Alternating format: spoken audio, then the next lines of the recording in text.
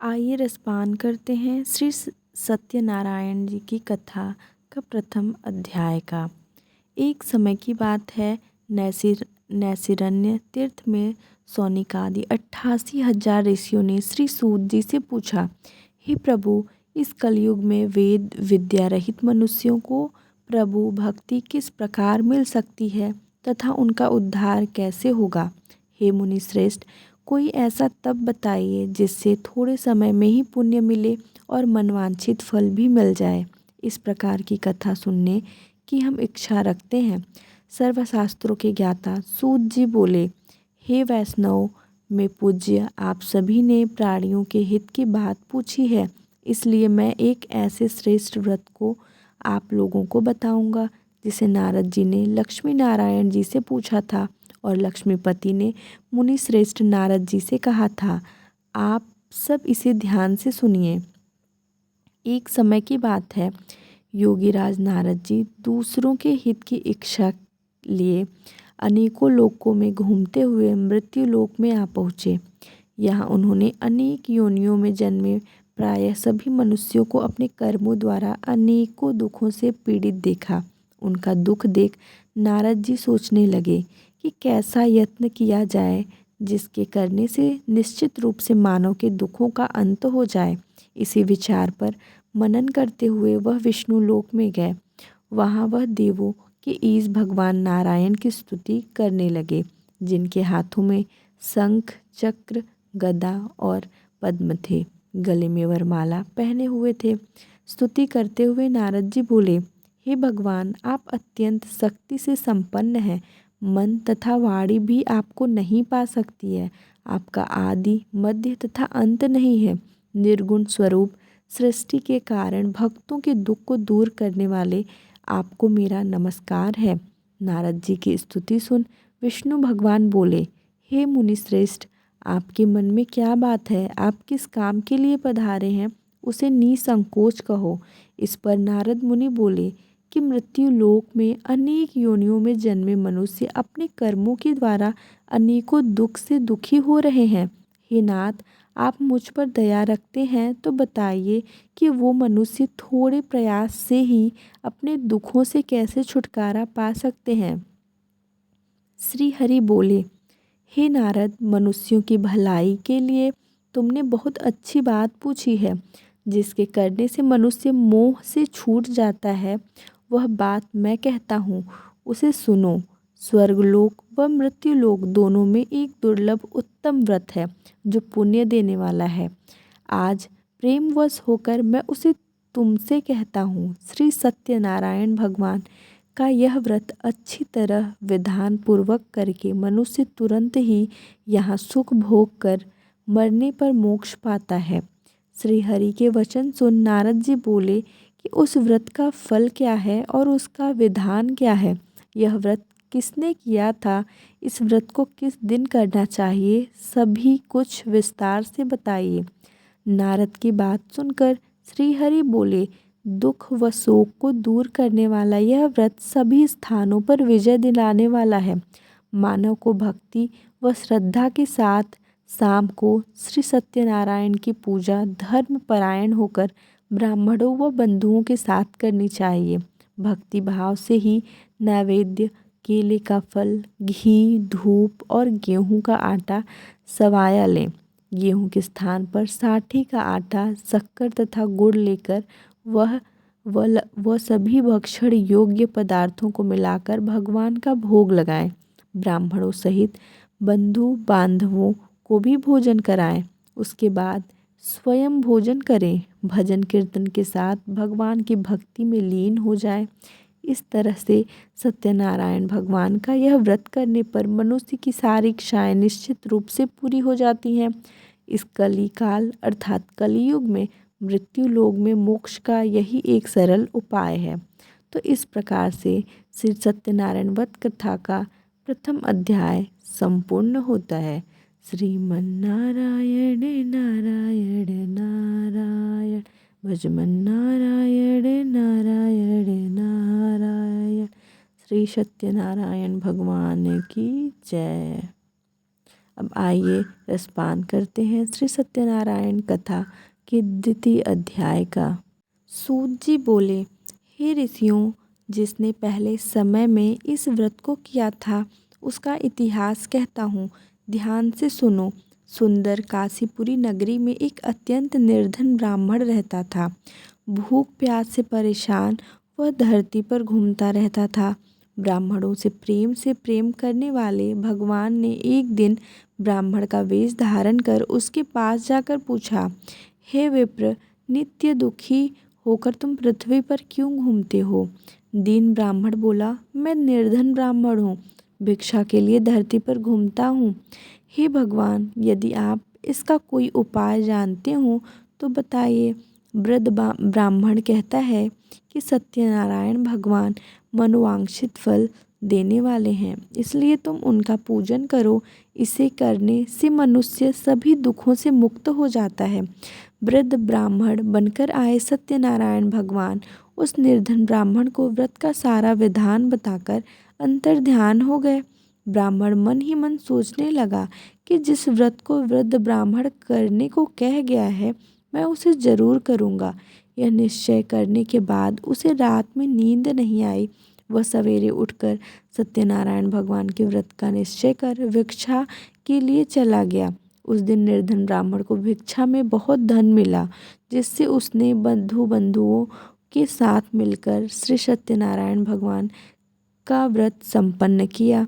भगवान सत्यनारायण का व्रत संपन्न करने के बाद वह निर्धन ब्राह्मण सभी दुखों से छूट गया और अनेक प्रकार की संपत्तियों से युक्त हो गया। उसी समय से यह ब्राह्मण हर माह इस व्रत को करने लगा। इस तरह से सत्यनारायण भगवान के व्रत को जो मनुष्य करेगा वह सभी प्रकार के पापों से छूटकर मोक्ष को प्राप्त होगा। जो मनुष्य इस व्रत को करेगा वह भी सभी दुखों से मुक्त हो जाएगा। सूत जी बोले कि इस तरह से नारद जी से नारायण जी का कहा हुआ श्री सत्यनारायण व्रत को मैंने तुमसे कहा। हे विप्रो, मैं अब और क्या कहूँ? ऋषि बोले, हे मुनिवर, संसार में उस विप्र से सुनकर और किस किस ने इस व्रत को किया, हम सब इस बात को सुनना चाहते हैं। इसके लिए हमारे मन में श्रद्धा का भाव है। सूत जी बोले, हे मुनियों, जिसने इस व्रत को किया है वह सब सुनो। एक समय वही विप्र धन व ऐश्वर्य के अनुसार अपने बंधु बांधवों के साथ इस व्रत को करने को तैयार हुआ। उसी समय एक लकड़ी बेचने वाला बूढ़ा आदमी आया और लकड़ियां बाहर रखकर अंदर ब्राह्मण के घर में गया। प्यास से दुखी वह लकड़हारा उनको व्रत रख करते देख विप्र को नमस्कार कर पूछने लगा कि आप यह क्या कर रहे हैं तथा इसे करने से क्या फल मिलेगा, कृपया मुझे भी बताइए। ब्राह्मण ने कहा, सब मनोकामनाओं को पूरा करने वाला यह सत्यनारायण भगवान का व्रत है। इनकी कृपा से ही मेरे घर में धन धान्य आदि की वृद्धि हुई है। विप्र से सत्यनारायण व्रत के बारे में जानकर लकड़हारा बहुत प्रसन्न हुआ। चरणामृत लेकर वह प्रसाद खाने के बाद वह अपने घर गया। लकड़हारे ने अपने मन में संकल्प किया कि आज लकड़ी बेचने से जो धन मिलेगा उसी से श्री सत्यनारायण भगवान का उत्तम व्रत करूँगा। मन में इस विचार को ले बूढ़ा आदमी सिर पर लकड़ियाँ रख उस नगर में बेचने गया जहाँ धनी लोग ज़्यादा रहते थे। उस नगर में उसे अपनी लकड़ियों का दाम पहले से 4 गुना अधिक मिलता है। बूढ़ा प्रसन्नता के साथ दाम लेकर केले, शक्कर, घी, दूध, दही और गेहूं का आटा ले और सत्यनारायण भगवान के व्रत की अन्य सामग्रियां लेकर अपने घर गया। वहां उसने अपने बंधु बांधवों को बुलाकर विधि विधान से सत्यनारायण भगवान का पूजन और व्रत किया। इस व्रत के प्रभाव से वह बूढ़ा लकड़हारा धन, पुत्र आदि से युक्त होकर संसार के समस्त सुख भोग अंतकाल में वैकुंठ धाम चला गया। तो इस प्रकार से श्री सत्यनारायण भगवान के व्रत कथा का द्वितीय अध्याय संपूर्ण होता है। श्री सत्यनारायण भगवान की जय। अब आइए रसपान करते हैं श्री सत्यनारायण भगवान की कथा के तृतीय अध्याय का। सूत जी बोले, हे श्रेष्ठ मुनियों, अब आगे की कथा कहता हूँ। पहले समय में उल्कामुख नाम का एक बुद्धिमान राजा था। वह सत्यवक्ता और जितेंद्रिय था। प्रतिदिन देवस्थानों पर जाता और निर्धनों को धन देकर उनके कष्ट दूर करता था। उसकी पत्नी कमल के समान मुख वाली तथा सती साध्वी थी। भद्रशिला नदी के तट पर उन दोनों ने श्री सत्यनारायण भगवान का व्रत किया। उसी समय साधु नाम का एक वैश्य आया। उसके पास व्यापार करने के लिए बहुत सा धन भी था। राजा को व्रत करते देखकर वह विनय के साथ पूछने लगा, हे राजन, भक्ति भाव से पूर्ण होकर आप यह क्या कर रहे हैं? मैं सुनने की इच्छा रखता हूँ, तो आप मुझे बताएं। राजा बोला, हे साधु, अपने बंधु बांधवों के साथ पुत्र आदि की प्राप्ति के लिए एक महाशक्तिमान श्री सत्यनारायण भगवान का व्रत व पूजन कर रहा हूँ। राजा के वचन सुन साधु आदर से बोला, हे राजन, मुझे इस व्रत का सारा विधान कहिए। आपके कथनानुसार मैं भी इस व्रत को करूँगा। मेरे भी संतान नहीं है और इस व्रत को करने से निश्चित रूप से मुझे संतान की प्राप्ति होगी। राजा से व्रत का सारा विधान सुन व्यापार से निवृत्त हो वह अपने घर गया। साधु वैश्य ने अपनी पत्नी को संतान देने वाले इस व्रत का वर्णन कर सुनाया और कहा कि जब मेरी संतान होगी तब मैं इस व्रत को करूँगा। साधु ने इस तरह के वचन अपनी पत्नी लीलावती से कहे। एक दिन लीलावती पत्नी के साथ आनंदित हो सांसारिक धर्म में प्रवृत्त होकर सत्यनारायण भगवान की कृपा से गर्भवती हो गई। 10वें महीने उसके गर्भ से एक सुंदर कन्या ने जन्म लिया। दिनों दिन वह ऐसे बढ़ने लगी जैसे कि शुक्ल पक्ष का चंद्रमा बढ़ता है। माता पिता ने अपनी कन्या का नाम कलावती रखा। एक दिन लीलावती ने मीठे शब्दों में अपने पति को याद दिलाया कि आपने सत्यनारायण भगवान के जिस व्रत को करने का संकल्प किया था उसे करने का समय आ गया है। आप इस व्रत को करिए। साधु बोला कि हे प्रिय, इस व्रत को मैं उसके विवाह पर करूँगा। इस प्रकार अपनी पत्नी को आश्वासन देकर वह नगर को चला गया। कलावती पिता के घर में रह वृद्धि को प्राप्त हो गई। साधु ने एक बार नगर में अपनी कन्या को सखियों के साथ देखा तो तुरंत ही दूत को बुलाया और कहा कि मेरी कन्या के योग्य वर देख कर आओ। साधु की बात सुनकर दूत कंचन नगर में पहुंचा और वहां देखभाल कर लड़की के सुयोग्य वाड़िक पुत्र को ले आया। सुयोग्य लड़की को देख साधु ने बंधु बांधवों को बुलाकर अपनी पुत्री का विवाह कर दिया। लेकिन दुर्भाग्य की बात ये है कि साधु ने अभी भी श्री सत्यनारायण भगवान का व्रत नहीं किया। इस पर श्री भगवान क्रोधित हो गए और श्राप दिया कि साधु को अत्यधिक दुख मिले। अपने कार्य में कुशल साधु बनिया जमाई को लेकर समुद्र के पास स्थित होकर रत्नासारपुर नगर में गया। वहां जाकर दामाद ससुर दोनों मिलकर चंद्रकेतु राजा के नगर में व्यापार करने लगे। एक दिन भगवान सत्यनारायण की माया से एक चोर राजा का धन चुराकर भाग रहा था। उसने राजा के सिपाहियों को अपना पीछा करते देख चुराया हुआ धन वहां रख दिया जहां साधु अपने जमाई के साथ ठहरा हुआ था। राजा के सिपाहियों ने साधु वैश्य के पास राजा का धन पड़ा देख तो वह ससुर जमाई दोनों को बांधकर प्रसन्नता से राजा के पास ले गए और कहा कि उन दोनों चोरों को हम पकड़ लाए हैं, आप आगे की कार्यवाही की आज्ञा दें। राजा की आज्ञा से उन दोनों को कठिन कारावास में डाल दिया गया और उनका सारा धन भी उनसे छीन लिया गया। श्री सत्यनारायण भगवान से श्राप से साधु की पत्नी भी बहुत दुखी हुई। घर में जो धन रखा था उसे चोर चुरा ले गए। शारीरिक तथा मानसिक पीड़ा व भूख प्यास से अति दुखी हो अन्न की चिंता में कलावती के ब्राह्मण के घर गई। वहाँ उसने श्री सत्यनारायण भगवान का व्रत होते देखा, फिर कथा भी सुनी। वह प्रसाद ग्रहण कर वह रात को घर वापस आई। माता के कलावती से पूछा कि हे पुत्री, अब तक तुम कहाँ थी? तेरे मन में क्या है? कलावती ने अपनी माता से कहा, हे माता, मैं एक ब्राह्मण के घर में श्री सत्यनारायण भगवान का व्रत देखा है। कन्या के वचन सुन लीलावती भगवान के पूजन की तैयारी करने लगी। लीलावती ने परिवार व बंधुओं सहित सत्यनारायण भगवान का पूजन किया और उनसे वर मांगा कि मेरे पति तथा जमाई शीघ्र घर आ जाएं। साथ ही यह भी प्रार्थना की कि हम सबका अपराध क्षमा करें। श्री सत्यनारायण भगवान इस व्रत से संतुष्ट हो गए और राजा चंद्रकेतु को सपने में दर्शन दे कहा कि हे राजन, तुम उन दोनों वैश्यों को छोड़ दो और तुमने उनका जो धन लिया था उसे वापस कर दो। अगर ऐसा नहीं किया तो मैं तुम्हारा धन, राज्य व संतान सभी को नष्ट कर दूंगा। राजा को यह सब कहकर वह अंतर्ध्यान हो गए। प्रातःकाल सभा में राजा ने अपना सपना सुनाया। फिर बोले कि बड़े पुत्रों को कैद से मुक्त कर सभा में लाओ। दोनों ने आते ही राजा को प्रणाम किया। राजा मीठी वाणी में बोले, हे महानुभावों, भाग्यवश ऐसा कठिन दुख तुम्हें प्राप्त हुआ है, लेकिन अब तुम्हें कोई भय नहीं है। ऐसा कह राजा ने उन दोनों को नए वस्त्राभूषण भी पहनाए और जितना धन उनका लिया था उससे दोगुना धन वापस कर दिया। दोनों वैसे अपने घर को चल दिए। तो इस प्रकार से श्री सत्यनारायण व्रत कथा का तृतीय अध्याय संपूर्ण होता है। बोलो श्री सत्यनारायण भगवान की जय। तो अब आइए रसपान करते हैं श्री सत्यनारायण भगवान की कथा का चतुर्थ अध्याय।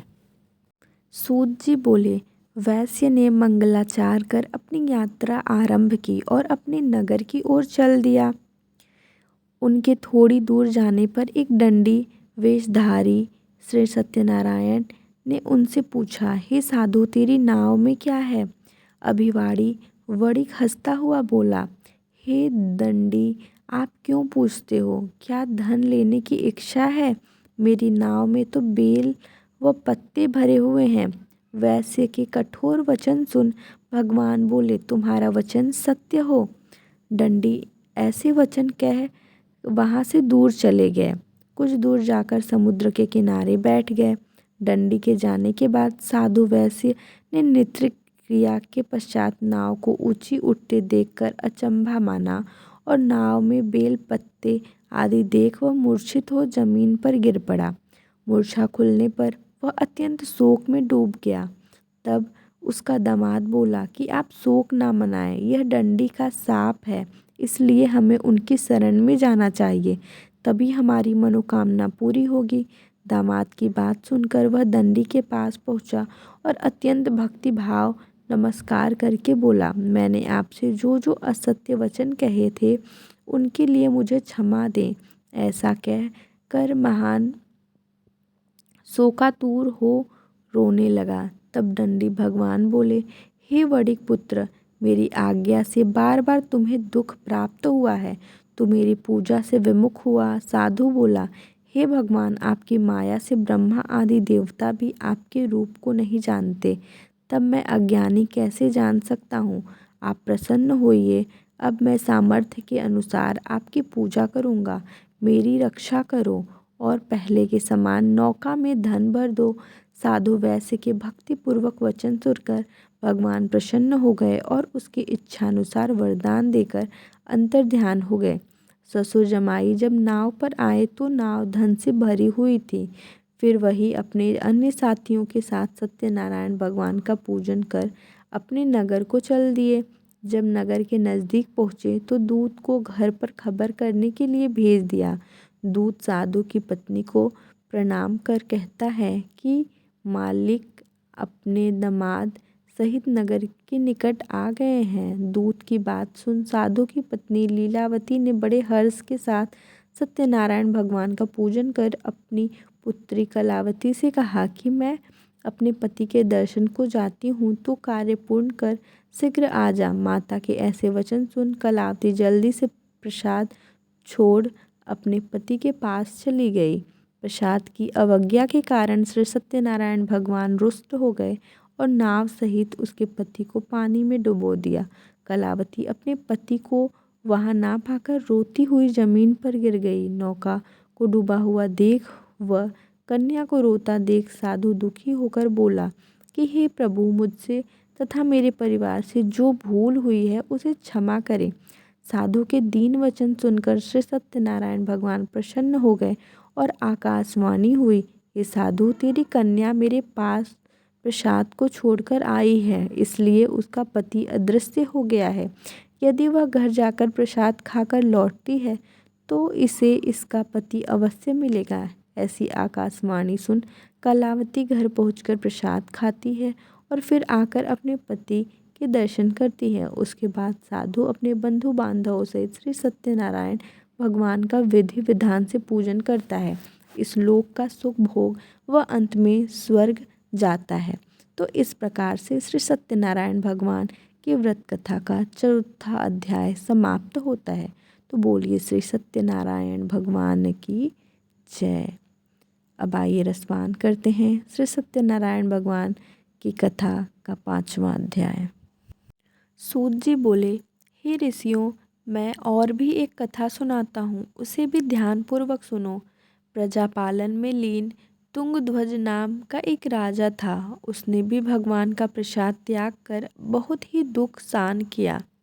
एक बार वन में जाकर वन्य पशुओं को मारकर वह बड़ के पेड़ के नीचे आया। वहाँ उसने ग्वालों को भक्ति भाव से अपने बंधुओं सहित सत्यनारायण भगवान का पूजन करते देखा। अभिमानवश राजा ने उन्हें देखकर भी पूजा स्थान में नहीं गया और ना ही उसने भगवान को नमस्कार किया। ग्वालों ने राजा को प्रसाद दिया, लेकिन उसने वह प्रसाद नहीं खाया और प्रसाद को वहीं छोड़ वह अपने नगर को चला गया। जब वह नगर में पहुंचा तो वहाँ सब कुछ तहस नहस हुआ पड़ा था। तो वह शीघ्र ही समझ गया कि यह सब भगवान ने ही किया है। वह दोबारा ग्वालों के पास पहुंचा और विधि पूर्वक पूजा करके प्रसाद खाया तो श्री सत्यनारायण भगवान की कृपा से सब कुछ पहले जैसा हो गया। दीर्घकाल तक सुख भोगने के बाद मरणोपरांत उसे स्वर्गलोक की प्राप्ति हुई। जो मनुष्य परम दुर्लभ इस व्रत को करेगा तो भगवान सत्यनारायण की अनुकंपा से उसे धन धान्य की प्राप्ति होगी। निर्धन धनी हो जाता है और भय मुक्त हो जीवन जीता है। संतानहीन मनुष्य को संतान सुख मिलता है और सारे मनोरथ पूर्ण होते हैं। मानव अंतकाल में वैकुंठ धाम को जाता है। सूत जी बोले, जिन्होंने पहले इस व्रत को किया है, अब उनके दूसरे जन्म की कथा कहता हूँ। वृद्ध सतानंद ब्राह्मण ने सुदामा का जन्म लेकर मोक्ष की प्राप्ति की। लकड़हारे ने अगले जन्म में निषाद बनकर मोक्ष प्राप्त किया। उल्कामुख नामक का राजा दशरथ होकर बैकुंठ को गए। साधु नाम के वैश्य ने मोर ध्वज बनकर अपने पुत्र को आरे से चीर कर मोक्ष पाया। महाराज तुंगध्वज ने स्वयंभू होकर भगवान से भक्ति युक्त हो कर्म कर मोक्ष पाया। तो इस प्रकार से श्री सत्यनारायण भगवान की व्रत कथा का 5वां अध्याय समाप्त होता है। तो ये थी सत्यनारायण भगवान की संपूर्ण कथा। बोलो श्री सत्यनारायण भगवान की जय।